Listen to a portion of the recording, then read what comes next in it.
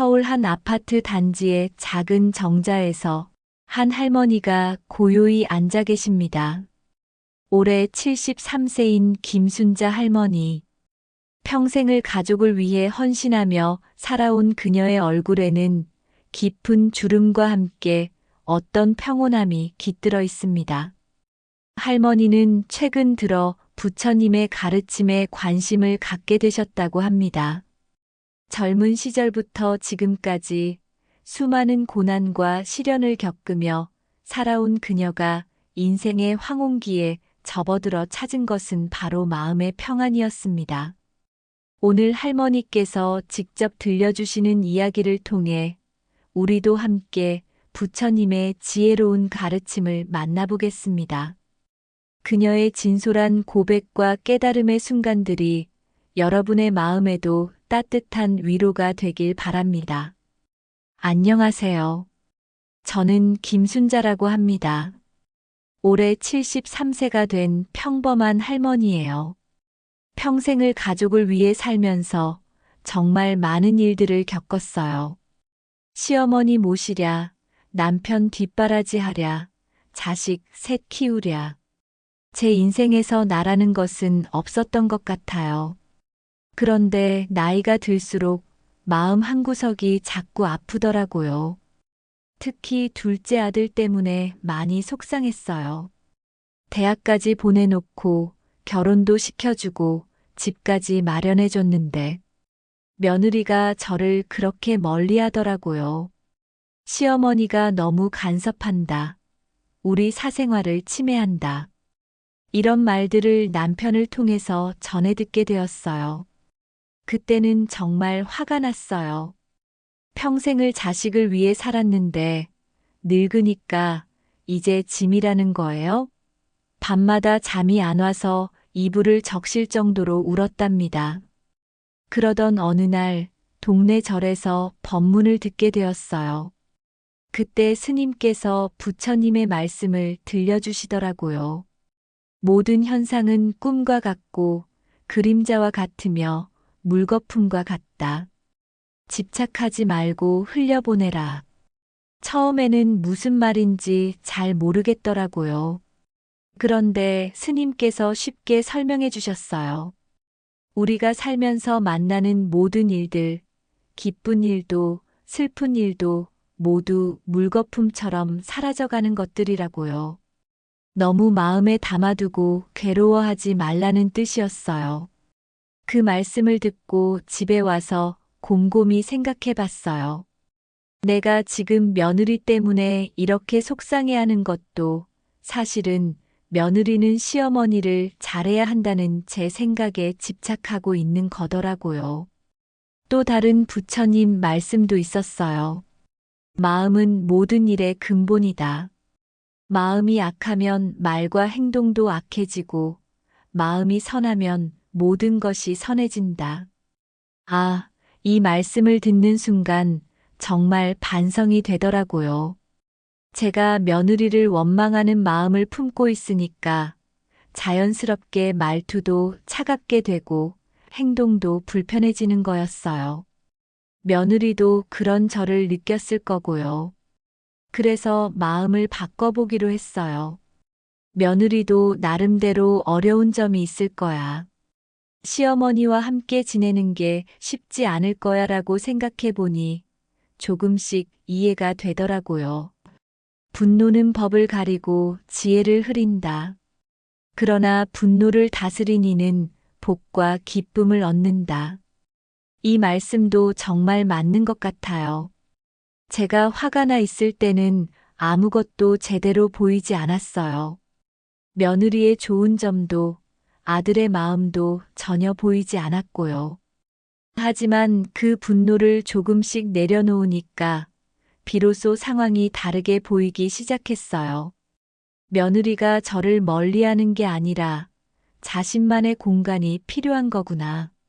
아들이 저를 무시하는 게 아니라 아내와 어머니 사이에서 힘들어하는 거구나. 이런 것들이 보이기 시작했어요. 욕심은 황금으로도 채울 수 없고 성냄은 바람보다 빠르다. 그러므로 욕심과 성냄을 이겨야 평안에 도달한다. 저도 욕심이 많았어요. 자식들이 저를 사랑해 주길 바라는 욕심, 며느리가 저를 친어머니처럼 여겨주길 바라는 욕심. 이런 욕심들이 오히려 저를 괴롭게 만들고 있었던 거예요. 그리고 화도 정말 빨랐어요. 조금만 마음에 안 들어도 벌컥벌컥 화를 냈거든요. 그런데 그 화는 결국 저만 힘들게 만들 뿐이더라고요. 마지막으로 정말 도움이 된 말씀이 있어요. 침묵은 때로 가장 큰 지혜다. 거친 말에 거친 말로 대응하지 말라. 예전에는 누가 저한테 섭섭한 말을 하면 저도 똑같이 받아쳤어요. 특히 아들들과 언성이 높아질 때가 많았거든요. 그런데 이 말씀을 듣고 나서는 화가 나더라도 일단 조용히 있어 보기로 했어요. 신기하게도 제가 말을 하지 않으니까 상대방도 금방 진정이 되더라고요. 그리고 나중에 차분하게 대화할 수 있는 기회가 생기고요. 이렇게 조금씩 마음을 다스리는 방법을 배워가니까 정말 신기하게도 주변 사람들과의 관계가 좋아지기 시작했어요. 제가 변하니까 다른 사람들도 저를 다르게 대해주더라고요. 올해 제가 73세가 되었어요. 언제 이렇게 나이가 들었나 싶어요. 엊그제 20살이었던 것 같은데 말이에요. 나이가 들면서 가장 힘든 건 주변 사람들과의 이별이에요. 작년에 남편을 먼저 보냈고요. 그 전에는 오래된 친구들도 몇 명 떠났어요. 처음에는 정말 견딜 수 없을 정도로 슬펐어요. 남편이 아플 때 저는 온갖 방법을 다 동원해서 살려보려고 했어요. 좋다는 병원은 다 다녔고, 비싼 약도 다 사 먹였고, 기도도 하루 종일 했어요. 그런데도 결국은 떠나더라고요. 그때 절망감이 너무 컸어요. 내가 뭘 잘못했길래 이런 시련을 주시는 걸까? 하나님도 원망하고 세상도 원망했어요. 그런데 스님께서 부처님의 말씀을 들려주셨어요. 세월이 흘러 우주도 무너지고 산과 바다도 사라진다. 하물며 작은 몸뚱이가 어찌 생로병사를 피하랴. 처음에는 이 말씀이 너무 차갑게 느껴졌어요. 제 남편이 돌아가셨는데 이게 당연한 일이라는 거잖아요. 화도 나고 서운하기도 했어요. 그런데 시간이 지나면서 조금씩 이해가 되기 시작했어요. 영원할 것 같은 산과 바다도 언젠가는 변하고 사라진다는 거잖아요. 하물며 우리 같은 작은 존재가 어떻게 죽음을 피할 수 있겠어요?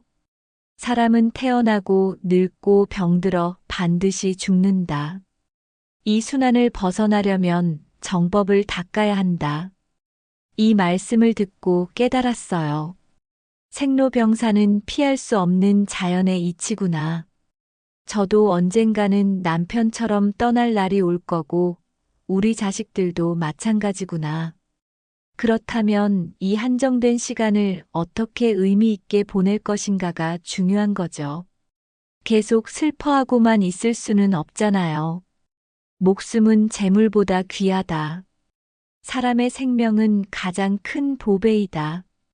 남편을 떠나보내고 나서 깨달은 게 있어요. 그동안 저희는 돈 모으고 집 사고 자식들 뒷바라지하느라 정작 함께 있는 시간을 소중히 여기지 못했어요. 남편이 여행 한번 가자고 했을 때 돈 아까워서 어떻게 여행을 가느냐고 했던 제가 후회되더라고요. 남편이 오늘은 일찍 들어와서 함께 드라마나 보자고 했을 때 설거지부터 하고 그러자고 했던 것도요. 그 모든 일상의 순간순간이 얼마나 소중했는지 이제야 깨닫게 되었어요. 세상의 모든 것은 언젠가 사라진다. 그러니 과거에 집착하지 말고 미래를 두려워하지 말라. 이 말씀이 저에게는 정말 큰 위로가 되었어요. 그때 남편에게 더 잘해줄 걸, 자식들과 더 많은 시간을 보낼 걸, 친구들과 더 자주 만날 걸. 이런 생각들에 계속 빠져 있었거든요. 혼자서 어떻게 살지? 아프면 누가 돌봐줄까? 자식들에게 짐이 되지 않을까? 이런 걱정들도 끝이 없었어요. 그런데 부처님 말씀을 듣고 나서는 과거는 이미 지나간 일이고 미래는 아직 오지 않은 일이니까 지금 이 순간에 집중하자고 마음먹었어요. 오늘 아침에 일어나서 건강하게 숨을 쉴 수 있다는 것, 따뜻한 차 한 잔을 마실 수 있다는 것, 창밖으로 보이는 꽃을 볼 수 있다는 것. 이런 평범한 일상이 얼마나 소중한지 알게 되었어요. 남편이 없어서 외롭긴 하지만 그 외로움마저도 제가 남편을 그만큼 사랑했다는 증거잖아요. 그 사랑했던 시간들이 무상하다고 해서 의미 없는 건 아니더라고요. 오히려 모든 것이 사라진다는 걸 알기 때문에 지금 남아있는 것들이 더 소중하게 느껴져요. 아직 살아있는 자식들, 아직 만날 수 있는 친구들, 아직 건강한 제 몸. 이 모든 것들이 당연한 게 아니라 감사해야 할 선물이라는 걸 깨달았어요. 그리고 언젠가 저도 남편처럼 떠날 날이 온다는 걸 받아들이게 되었어요. 무섭지 않다는 건 아니지만 그래도 자연스러운 일이구나 하고 생각하게 되었어요. 자식 이야기를 안 할 수가 없어요. 평생을 자식을 위해 살았다고 해도 과언이 아니거든요. 첫째는 딸이고 둘째, 셋째는 아들인데 정말 이 자식들 때문에 울고 웃으며 살았어요. 특히 어릴 때는 하나하나가 다 걱정이더라고요. 감기만 걸려도 밤새 못 자고 성적이 안 좋으면 제가 더 속상하고 그런데 자식들이 커서 결혼하고 나니까 이상하게 서운한 마음이 들기 시작했어요. 내가 이렇게까지 키워놨는데 이제는 나보다 배우자가 더 중요한가 하는 생각이 들더라고요. 특히 명절 때 보면 며느리 집안일로 바쁘다고 일찍 가버리거나 사위 집에 먼저 들렀다가 늦게 오거나 그럴 때마다 마음이 상했어요. 그런데 스님께서 부처님의 말씀을 들려주셨어요. 부모를 왕위에 올려도 그 은혜를 다 갚을 수 없다. 처음에 이 말씀을 들었을 때는 그래, 내 은혜를 생각해서라도 자식들이 나를 잘 모셔야지 하고 생각했어요. 그런데 계속 듣다 보니까 이 말씀의 진짜 의미는 다른 거더라고요.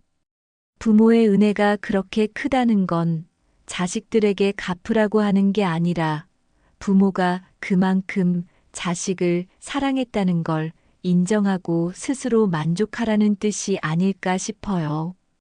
저도 그렇게 생각을 바꿔보니까 마음이 편해지더라고요.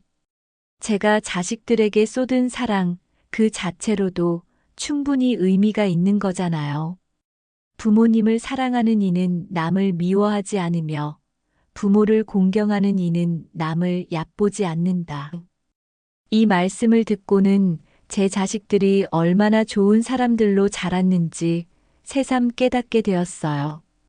첫째 딸은 시어머니를 친어머니처럼 모시고 둘째 아들은 직장에서도 인정받는 사람이고 셋째도 착하게 잘 자랐어요.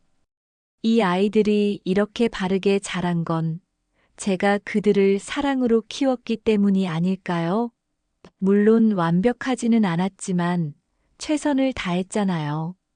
자식은 어머니의 가슴을 집으로 삼고 무릎을 놀이터로 삼는다.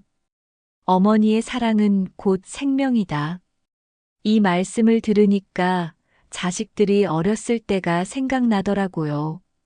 밤에 무서워서 제 품에 안겨서 잠들던 모습, 다쳐서 울면서 달려와서 엄마를 부르던 모습, 그때는 제가 이 아이들의 전부였어요. 지금은 아이들이 다 컸으니까 저보다는 자신들의 가족이 더 우선이 되는 게 당연한 거죠. 그게 자연스러운 거고 건강한 거예요. 하지만 그렇다고 해서 그때의 사랑이 의미 없어지는 건 아니잖아요. 지금도 자식들이 힘들 때는 저를 찾아오고 기쁜 일이 있을 때도 저에게 가장 먼저 알려줘요. 그것만으로도 충분히 행복한 것 같아요. 남의 단점을 들추지 말고 비밀을 지켜주라. 남의 부끄러움을 감추어 주는 것이 참된 인이다. 이 말씀은 며느리, 사위와의 관계에서 정말 도움이 되었어요. 예전에는 마음에 안 드는 게 있으면 자꾸 지적하고 다른 사람들에게 하소연도 했거든요. 우리 며느리는 말이야. 우리 사위는 좀. 이런 식으로요. 그런데 이런 말들이 돌고 돌아서 당사자들에게 들어가더라고요. 그럼 관계가 더 나빠지고요. 지금은 설령 마음에 안 드는 일이 있어도 그냥 넘어가려고 해요. 완벽한 사람은 없잖아요. 저도 완벽하지 않은데 다른 사람들에게만 완벽함을 요구할 수는 없죠. 승부를 벌인 자는 다툼이 없고 마음이 편안하다. 이 말씀이 정말 와닿았어요. 예전에는 자꾸 비교하고 경쟁하고 이기려고 했어요. 우리 집은 다른 집보다 어떻다. 우리 아들은 다른 집 아들보다 어떻다. 이런 식으로요. 그런데 이런 마음을 버리고 나니까 정말 편해졌어요. 다른 사람과 비교하지 않고 그냥 우리 가족이 건강하고 행복하면 되는 거구나 하고 생각하니까 마음이 한결 가벼워졌어요. 며느리들과의 관계도 그래요. 예전에는 다른 집 며느리는 시어머니에게 어떻게 하는데 하면서 비교했는데 지금은 그냥 우리 며느리만 봐요. 나름대로 노력하고 있구나. 힘든 점도 있을 거구나 하고 이해하려고 하고요. 그랬더니 신기하게도 며느리들도 저에게 마음을 열기 시작했어요. 이제는 가끔 안부 전화도 하고 명절 때도 예전보다 훨씬 편안한 분위기예요. 결국 인간관계는 내가 먼저 마음을 열고 상대방을 있는 그대로 받아들이는 게 중요한 것 같아요. 내 기준에 맞추려고 하지 말고 상대방의 입장에서 이해하려고 하고요. 제가 젊었을 때는 정말 가난했어요. 남편도 월급쟁이였고 자식 셋 키우느라 늘 돈이 부족했거든요.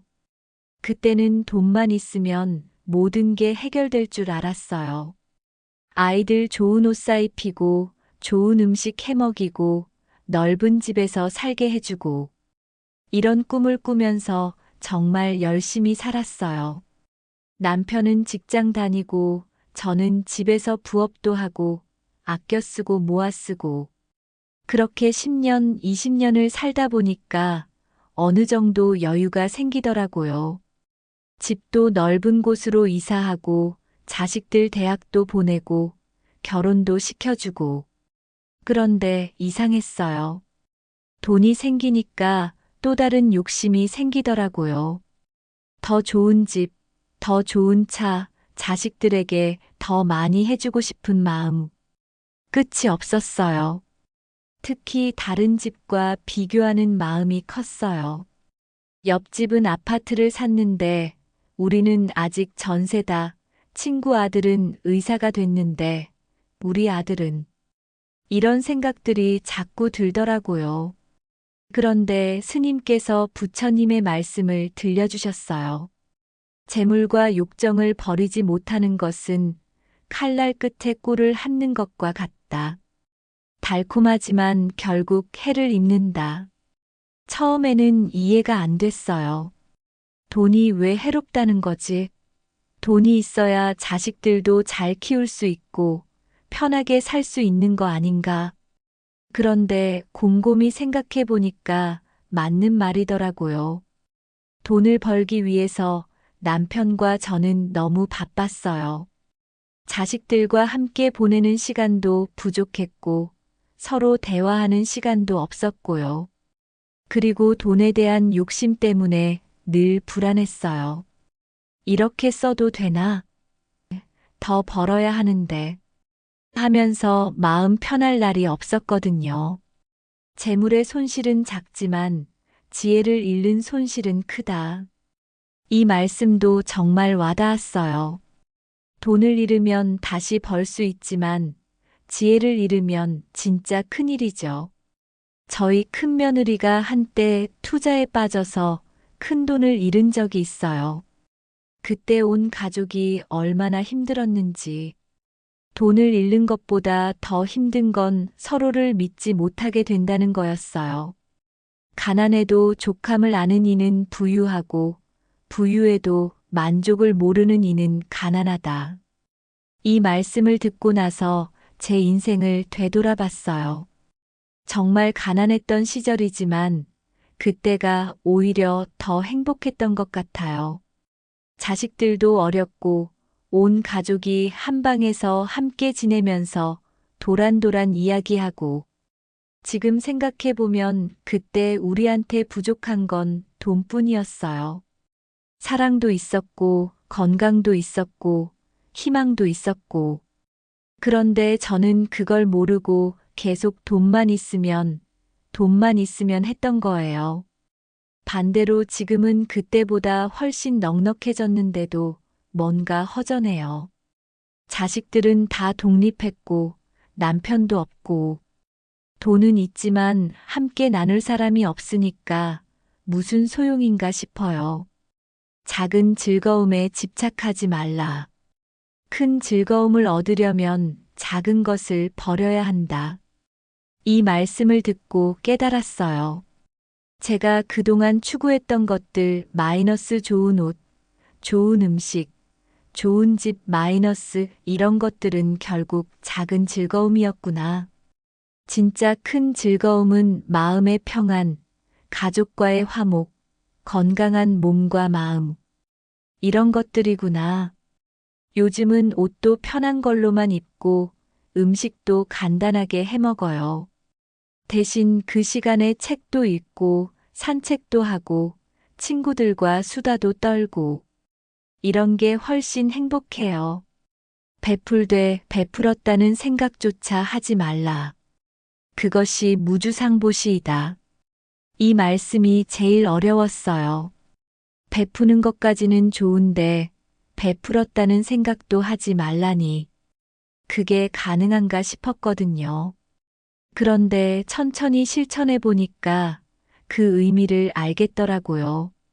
자식들에게 뭔가 해주고 나서 내가 너희에게 이만큼 해줬으니까 라고 생각하면 결국 그게 부담이 되고 짐이 되는 거더라고요. 저도 예전에는 자식들에게 뭘 해주고 나면 은연중에 그에 대한 보답을 기대했어요. 내가 이렇게 해줬으니까 자식들도 나를 잘 모셔야지 하는 마음이 있었거든요. 그런데 지금은 그냥 해주고 싶어서 해줘요. 맛있는 반찬에서 갖다 주는 것도, 손자들 용돈 주는 것도 그냥 기분이 좋아서 하는 거예요. 아무것도 바라지 않고요. 그랬더니 오히려 자식들이 더 고마워 하더라고요. 예전에는 또 엄마가 뭔가 바라는구나 하는 부담감이 있었을 텐데, 지금은 순수한 마음에서 해주는 거니까 받는 쪽에서도 편하게 받는 것 같아요. 돈에 대한 관점도 완전히 바뀌었어요. 예전에는 돈을 모으는 게 목적이었다면 지금은 돈을 잘 쓰는 게 목적이에요. 물론 함부로 쓰자는 게 아니라 의미 있게 쓰자는 거죠.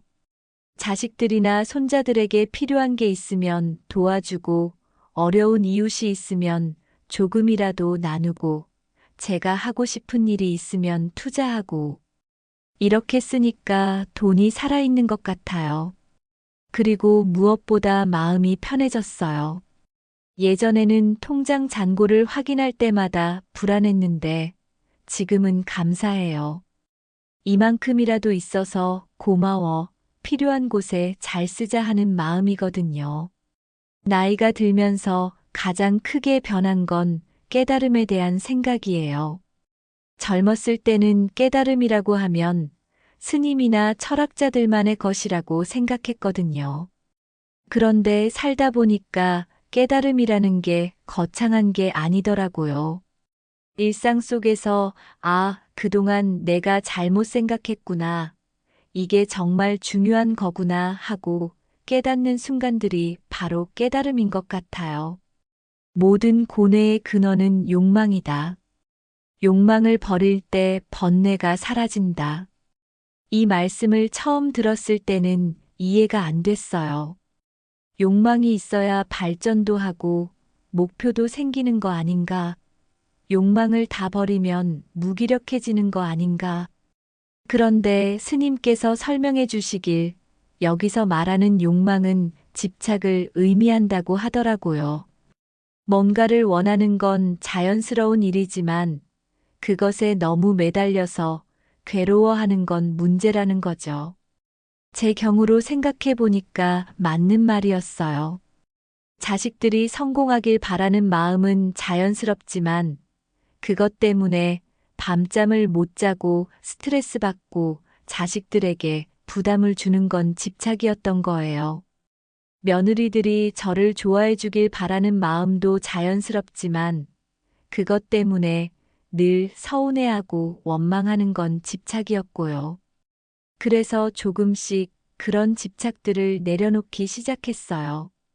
자식들이 행복하면 되지, 꼭 내 기준에 맞춰서 성공해야 하나?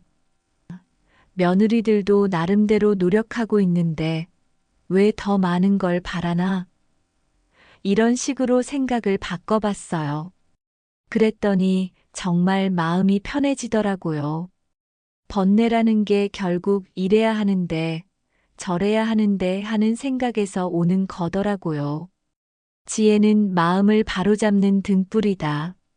어둠을 밝히는 등불처럼 지혜는 삶의 길을 밝혀준다. 이 말씀을 들으니까 제가 그동안 얼마나 어둠 속에서 헤매고 있었는지 깨닫게 되었어요. 남편과 갈등이 있을 때도 자식들과 문제가 있을 때도 항상 감정적으로만 대응했거든요. 화내고 서운해하고 원망하고. 그런데 그런 감정들이 문제를 해결해 주지는 않더라고요. 오히려 한 발 뒤로 물러서서 차분히 생각해 보니까 해답이 보이기 시작했어요. 왜 남편이 저런 말을 했을까? 자식들의 입장에서는 어떨까? 이런 식으로 생각해 보니까 이해가 되더라고요. 참된 깨달음은 멀리 있지 않다. 욕심을 줄이고 매 순간을 바로 사는 것이 곧 깨달음이다. 이 말씀이 저에게는 가장 위로가 되었어요. 그동안 깨달음이라는 걸 너무 어렵게 생각했거든요. 뭔가 특별한 경험을 해야 하고, 책을 많이 읽어야 하고, 수행을 해야 하고. 그런데 그게 아니더라고요. 그냥 일상 속에서 욕심을 조금씩 줄이고, 지금 이 순간에 집중하며 사는 것 자체가 깨달음이었어요. 아침에 일어나서 오늘도 건강하게 하루를 시작할 수 있어서 고마워하는 마음, 밥을 먹으면서 이렇게 맛있는 음식을 먹을 수 있어서 고마워하는 마음, 자식들과 통화할 때 이렇게 안부를 물어봐줘서 고마워하는 마음, 이런 평범한 순간들을 소중히 여기는 것도 깨달음이구나 싶었어요. 성현과 함께하는 기쁨은 가장 큰 복이며 어리석음을 떠나 선을 행하는 것이 참된 즐거움이다. 요즘 저는 부처님의 가르침을 공부하면서 정말 큰 기쁨을 느껴요. 전에는 드라마 보고 수다 떨고 그런 게 전부였는데 지금은 이런 지혜로운 말씀들을 배우는 재미가 쏠쏠해요. 그리고 배운 걸 실천해 보는 것도 즐거워요. 화가 날 때 참아보기, 욕심이 날 때 내려놓아 보기, 감사한 마음 갖기. 이런 작은 실천들이 쌓이니까 제 자신이 조금씩 변해가는 게 느껴져요. 무엇보다 다른 사람들과의 관계가 좋아지는 게 보여요. 자식들도 엄마가 많이 편해지셨네 하고 말하고, 친구들도 요즘 순자가 참 좋아졌다 하고 해요. 제가 변하니까 주변 사람들도 저를 다르게 대해주더라고요. 예전에는 저도 모르게 부정적인 에너지를 많이 뿜어냈나 봐요. 불평도 많이 하고, 걱정도 많이 하고, 원망도 많이 하고, 지금은 최대한 긍정적이고 감사한 마음으로 살려고 해요. 물론 완벽하지는 않아요. 가끔은 옛날 습관이 나오기도 하고요. 그래도 예전보다는 훨씬 나아졌어요. 그리고 깨달은 게 있어요. 나이가 든다는 건 단순히 늙는 게 아니라 지혜가 쌓여가는 과정이구나 하는 걸요. 젊었을 때는 몰랐던 것들을 이제야 알게 되고, 그때는 중요하다고 생각했던 것들이 사실은 그렇게 중요하지 않다는 것도 깨닫게 되고, 이런 깨달음들이 쌓여가면서 마음이 점점 가벼워지고 편안해져요. 이게 바로 나이 드는 축복인 것 같아요. 제가 어릴 때부터 성격이 급했어요. 참을성도 없고 화도 잘 내고, 그래서 평생 그 때문에 후회한 일들이 정말 많거든요. 남편과 다툴 때도 자식들을 혼낼 때도 늘 감정부터 앞서니까 나중에 생각해 보면 왜 그렇게 했을까 하고 후회하곤 했어요. 특히 자식들이 어렸을 때 공부 안 한다고, 말 안 듣는다고 얼마나 소리를 많이 질렀는지. 지금 생각해 보면 그 아이들도 나름대로 힘들었을 텐데 저는 그걸 이해하지 못했던 것 같아요. 그런데 부처님 말씀을 듣고 나서 인내와 참음의 중요성을 깨닫게 되었어요. 싸움에서 1000명을 이기는 것보다 자기 자신을 이기는 것이 가장 위대한 승리이다. 이 말씀을 처음 들었을 때 정말 충격이었어요. 그동안 저는 늘 다른 사람과 싸우고 이기려고만 했거든요. 남편과도 말다툼을 하면 끝까지 제가 옳다는 걸 증명하려고 했고, 자식들과도 제 말이 맞다는 걸 인정받으려고 했어요. 그런데 정작 제 마음속에 화, 성급함, 고집, 이런 것들과는 싸워본 적이 없더라고요. 오히려 그런 감정들에게 계속 져왔던 거죠. 지금은 화가 날 때마다 잠깐, 지금 내가 내 감정에게 지고 있는 거 아닌가 하고 스스로에게 물어봐요. 그리고 심호흡을 하고 마음을 가라앉히려고 노력해요. 인내는 가장 강한 힘이다. 욕됨을 참을 줄 아는 자가 진정한 강자다. 이 말씀도 정말 와닿았어요. 예전에는 누가 저에게 기분 나쁜 말을 하거나 무시하는 것 같으면 바로 맞받아쳤어요. 나를 무시해? 그럼 너도 한번 당해봐라 하는 식으로요. 그런데 그렇게 하면 결국 서로만 상처받고 관계만 나빠지더라고요. 특히 며느리들과의 관계에서 그런 경우가 많았어요. 며느리가 저에게 서운한 말을 하거나 제 방식을 무시하는 것 같으면 바로 화를 냈거든요. 그럼 며느리도 기분이 나빠지고 아들은 그 사이에서 힘들어하고, 지금은 그런 상황이 생겨도 일단 참고 넘어가려고 해요. 며느리도 지금 스트레스를 받고 있나 보구나. 나한테 화낼 만한 이유가 있었나 보구나 하고 이해하려고 하고요. 그랬더니 신기하게도 관계가 훨씬 좋아졌어요. 제가 참고 넘어가면 며느리도 나중에 미안하다고 하더라고요. 그리고 점점 저에게 마음을 열기 시작했어요. 힘이 있어도 뽐내지 않고 힘이 없어도 비굴하지 않는 자가 군자이다. 이 말씀을 듣고 제 자신을 되돌아봤어요. 제가 경제적으로 여유가 있을 때는 자식들에게 내가 너희에게 이만큼 해줬다 하면서 은근히 뽐냈던 것 같아요. 반대로 몸이 아프거나 외로울 때는 나는 이제 쓸모없는 사람이야 하면서 비관적으로 생각했고요. 그런데 이 두 가지 모두 올바르지 않은 마음가짐이더라고요. 좋을 때나 힘들 때나 평상심을 유지하는 게 중요한 거죠. 요즘은 자식들에게 뭔가 도움을 줄 때도 당연한 일인 것처럼 자연스럽게 해요. 그리고 제가 힘들거나 외로울 때도 이것도 인생이야, 지나갈 거야 하고 받아들이려고 해요. 분노를 참지 못하면 화가 되고 재앙이 된다. 그러나 인내하는 자는 자비를 베풀고 복을 쌓는다. 정말 맞는 말이에요. 제가 화를 참지 못했던 순간들을 생각해 보면 그때마다 관계가 나빠졌고 후회만 남았거든요. 특히 남편이 살아있을 때 사소한 일로 다투면서 며칠씩 말도 안 한 적이 있어요. 지금 생각해 보면 얼마나 소중한 시간을 그렇게 허비했나 싶어서 후회돼요. 반대로 제가 화를 참고 인내했던 순간들은 나중에 좋은 결과로 이어졌어요. 자식들이 사춘기일 때도 처음에는 이해가 안 됐지만 참고 기다렸더니 결국 좋은 아이들로 자라줬고요. 참음은 세상의 모든 번뇌를 끊고 열반으로 나아가는 문이다. 이 말씀을 듣고 깨달았어요. 참음이 단순히 억지로 견디는 게 아니라 더 높은 차원의 평안으로 나아가는 과정이구나. 예전에는 참는 것을 손해보는 것, 약한 것이라고 생각했어요. 그런데 지금은 참음이야말로 진정한 강함이라는 걸 알겠어요.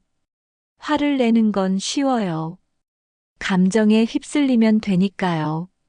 그런데 그 화를 다스리고 상대방을 이해하고 관계를 지켜나가는 것은 정말 강한 마음이 있어야 가능한 일이에요. 지금 저는 인내를 통해서 진정한 평안을 맛보고 있어요. 예전처럼 사소한 일에 쉽게 흔들리지 않고 마음이 늘 고요해요. 이런 마음의 평안이야말로 나이 들어서 얻을 수 있는 가장 큰 선물인 것 같아요. 73년을 살면서 행복이 뭔지 이제야 알 것 같아요. 젊었을 때는 행복을 늘 밖에서 찾았거든요.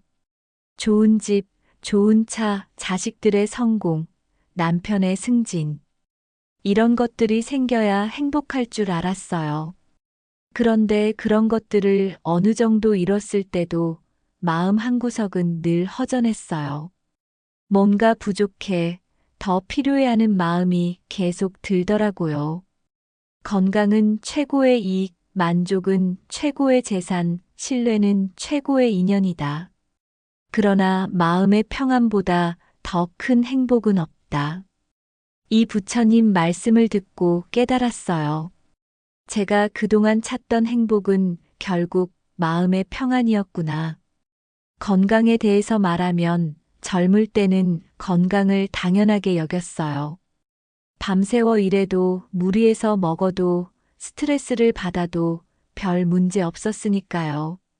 그런데 나이가 들면서 몸이 하나둘씩 아프기 시작하니까 건강이 얼마나 소중한지 절실히 깨닫게 되었어요. 요즘은 매일 아침 일어나서 오늘도 별 탈 없이 일어났네 하고 감사해요. 밥을 맛있게 먹을 수 있고, 걸을 수 있고, 잠을 잘 잘 수 있다는 것만으로도 충분히 행복해요. 만족에 대해서도 그래요. 예전에는 늘 부족한 게 뭔지 찾았는데, 지금은 가진 걸 세어보려고 해요. 건강한 몸, 따뜻한 집, 사랑하는 가족들, 오랜 친구들. 생각해보니까 정말 많은 걸 가지고 있더라고요. 신뢰는 정말 최고의 인연이에요. 나이가 들수록 사람의 소중함을 더 느껴요.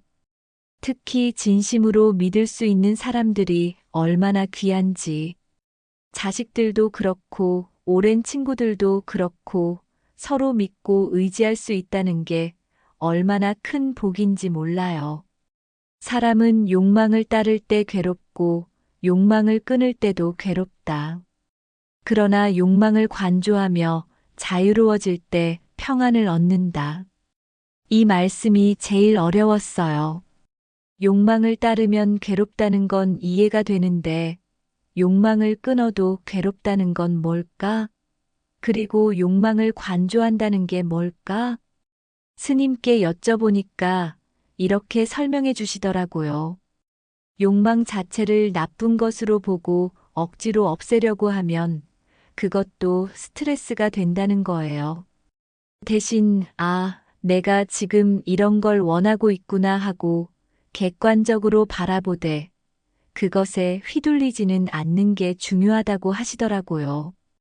예를 들어서 며느리가 저에게 더 잘해줬으면 하는 마음이 들 때 예전에는 이런 생각하면 안 돼 하고 억지로 누르거나 아니면 그 마음에 빠져서 며느리를 원망했어요. 지금은 아, 내가 며느리의 사랑을 받고 싶어 하는구나. 자연스러운 마음이네 하고 인정하되 그것 때문에 며느리를 괴롭히거나 제가 괴로워하지는 않으려고 해요. 원망을 버리면 행복이 깃들고 분노를 버리면 마음이 편안해진다. 이 말씀대로 해보니까 정말 그렇더라고요. 제가 평생 품고 있던 원망들이 얼마나 많았는지, 부모에 대한 원망, 남편에 대한 원망, 자식들에 대한 원망, 시댁에 대한 원망. 그런데 그 원망들을 하나씩 내려놓기 시작하니까 마음이 정말 가벼워졌어요. 마치 무거운 짐을 하나씩 벗어놓는 느낌이었어요. 특히 이미 돌아가신 시어머니에 대한 원망을 내려놓는 게 가장 어려웠어요. 평생을 그분 때문에 고생했다는 생각이 있었거든요. 그런데 지금 생각해 보니까 그분도 그분 나름대로 어려운 시대를 살아오신 분이셨어요. 그 시대의 시어머니들은 다 그랬을 거야. 나도 며느리들에게는 시어머니잖아. 완벽하지 못한 건 서로 마찬가지야 하고 생각하니까 원망이 사라지더라고요. 오늘의 우리는 과거의 생각이 빚은 결과이다.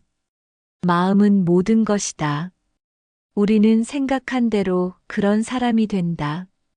이 말씀을 듣고 제 인생을 되돌아봤어요. 정말 제가 생각해온 대로 살았구나 싶었어요. 젊었을 때 늘 걱정하고 불안해하고 부정적으로 생각했더니 실제로 그런 일들이 많이 일어났어요. 남편과 다투는 일, 자식들과 갈등, 경제적 어려움. 제가 늘 그런 걸 걱정했으니까 그런 현실이 된 거죠. 반대로 요즘은 감사하고 긍정적으로 생각하려고 하니까 실제로 좋은 일들이 더 많이 보여요. 자식들과의 관계도 좋아지고 건강도 나쁘지 않고 마음도 편안하고 진정한 행복은 결국 마음에서 나오는 거더라고요. 밖에서 아무리 좋은 일이 있어도 마음이 불안하면 행복하지 않고 반대로 별거 없어도 마음이 평안하면 행복해요. 지금의 저는 예전보다 훨씬 행복해요. 돈이 더 많아서도 아니고 건강이 더 좋아서도 아니에요. 마음이 편안해졌기 때문이에요. 매일 아침 일어나서 오늘도 감사한 하루를 보내자 하고 시작해요. 작은 일에도 기뻐하고 힘든 일이 있어도 이것도 지나갈 거야 하고 받아들여요. 이게 바로 나이 드는 축복인 것 같아요. 젊었을 때는 몰랐던 진정한 행복을 이제야 알게 된 거죠. 마지막으로 열반에 대한 이야기를 해보고 싶어요. 사실 열반이라는 말이 처음에는 어려웠어요. 죽음과 관련된 무서운 개념인 줄 알았거든요. 그런데 스님께서 설명해 주시니까 열반은 죽음이 아니라 완전한 평안의 상태라고 하시더라고요. 모든 괴로움에서 벗어난 최고의 행복 상태라고요. 열반은 모든 고통을 초월한 최고의 기쁨이다. 이 말씀을 들으니까 조금씩 이해가 되기 시작했어요. 제가 지금 경험하고 있는 마음의 평안도 열반의 맛을 조금씩 느끼는 것일지도 모르겠어요. 예전에는 하루도 편할 날이 없었거든요. 자식 걱정, 돈 걱정, 건강 걱정, 인간관계 걱정. 머릿속이 늘 복잡했어요. 그런데 지금은 그런 걱정들에서 많이 자유로워졌어요. 물론 아예 걱정이 없다는 건 아니에요. 가끔은 자식들 걱정도 되고 건강에 대한 불안도 있어요. 그런데 예전처럼 그 걱정에 빠져서 헤어나지 못하지는 않아요. 걱정해도 소용없어. 할 수 있는 걸 하고 나머지는 맡기자 하는 마음이 생겼거든요. 번뇌가 없을 때 지혜가 있고 지혜가 있을 때 번뇌가 없다. 이 말씀을 들으니까 번뇌와 지혜가 동시에 있을 수 없구나 하는 걸 깨달았어요. 제가 번뇌에 빠져 있을 때는 정말 아무것도 제대로 보이지 않았어요. 감정에 휘둘려서 옳고 그름을 판단할 수도 없었고요.